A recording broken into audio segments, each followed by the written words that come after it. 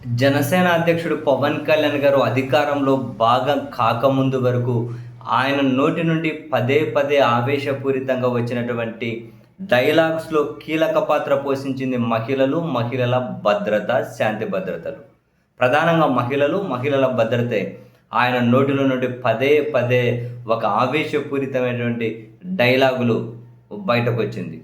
కానీ ఆశ్చర్యకరంగా ఆయన అధికారంలో కీలక భాగస్వామి అయిన తర్వాత ఉప ముఖ్యమంత్రి అనే ఒక ట్యాగ్‌ను హోల్డ్ చేయడం మొదలెట్టిన తర్వాత ఆయన పూర్తిగా మౌనంగా ఉన్నది కూడా మహిళల మీద దాడులు, దౌర్జన్యాల గురించే.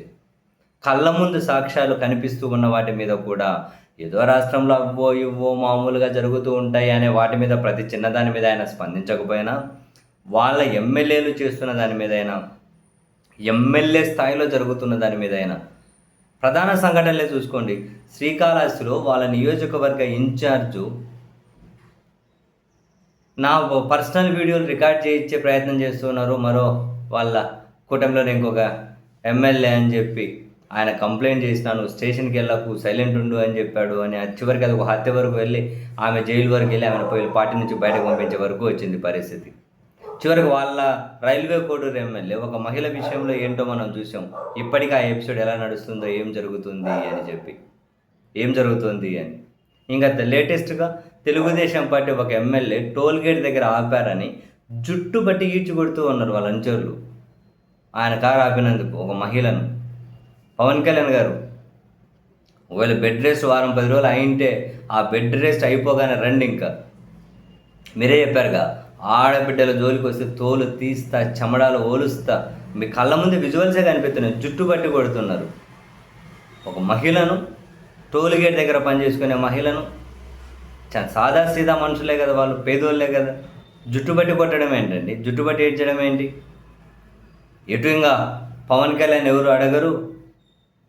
ఇటువంటి ప్రశ్నలకు ఎవరైనా అడిగితే ఏమన్నా బుర్రు పిట్ట తుర్రుమన్నదే అన్నట్టు ఏం సమాధానం చెప్పకుండా సీరియస్గా తిరిగి వెనక్కి వెళ్ళిపోతారు. ఏ ఒక్క సంఘటన మీదైనా ఆయన అధికారంలో రాకముందు సుగాలి ప్రీతి అయిన కర్నూలు ప్రీతిబాయ్ అనే అమ్మాయికి ఎంతగానో యూజ్ చేసుకున్నారు ఆ ఎపిసోడ్ని. అధికారంలోకి వచ్చిన తర్వాత వీళ్ళ నోటి నుంచి ఆ పదమైన వస్తువు ఉందా? వాళ్ళ ప్రస్తావన అయినా వస్తువు ఉందా? ఇన్ని అత్యాచారాలు జరిగితే, చిన్నపిల్లల మీద అత్యాచారాలు జరిగి హత్యలు జరిగితే ఒక్క కుటుంబాన్ని అయినా పరామర్శించారా? ఎలా అండి ఇలాంటి లీడర్షిప్ను, ఇటువంటి నాయకత్వాలకు జనాలు మద్దతు ఇచ్చుకుంటూ పోయే వాళ్ళు ఉంటారు. ఏమాత్రం కమిట్మెంట్ లేకుండా, ఏమాత్రం సీరియస్నెస్ లేకుండా, ఏమాత్రం అకౌంటబిలిటీ లేకుండా మద్దతు ఇచ్చే వాళ్ళు ఎట్లా ఇస్తున్నారండి? కేవలం కులమో సినిమానో అంటే సరిపోతుందా?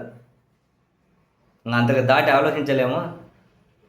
స్పందించమనండి ఇన్ని సంఘటనల మీద. అధికారంలో కీలక భాగస్వామిగా ఉన్నాడు. అధికారం రాకముందు పదే పదే మహిళల భద్రత అని చెప్పి అంటూ వచ్చారు కదా. మహిళల మీద ఇన్ని జరిగితే ఒక కుటుంబాన్ని పరామర్శించలేదండి ఆయన. ఏమైనా అర్థం ఉందా? ఏది నిన్న టోల్గేట్ దగ్గర మహిళను జుట్టుబట్టి కొట్టారు, దాని మీద స్పందించమనండి. చర్యలు కదా పక్కన పెట్టేది, కనీసం స్పందించమనండి. వాళ్ళ ఎమ్మెల్యే, రైల్వే కోడూరు ఎమ్మెల్యే వ్యవహారంలో కనీసం ఒక ట్వీట్ ఏమనండి చూద్దాం. అకౌంటబిలిటీ లేని వాళ్ళందరూ కనుక లీడర్లుగా ప్రచారంలోకి రావాలి, లీడర్లుగా పవర్ని, ప్రోటోకాల్ని ఎంజాయ్ చేయాలి. రాష్ట్రాలకు మంచి జరుగుతుంది.